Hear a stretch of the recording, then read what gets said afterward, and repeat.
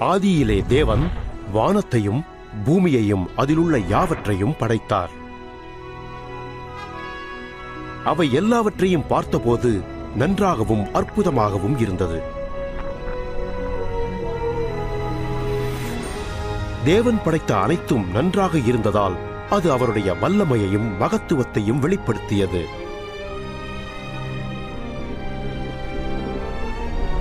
தேவன் சகலவிதமான தாவரங்களையும் விலங்குகளையும் படைத்தார். பின்பு மண்ணிலிருந்து மனிதனை படைத்து ஜீவசுவாசத்தை அவன் நாசியில் ஊதி ஜீவனை கொடுத்தார். முதல் மனிதன் ஆதாம் என்று அழைக்கப்பட்டான். பின்பு ஆதாமுக்கு துணையாக ஒரு பெண்ணை படைத்தார்.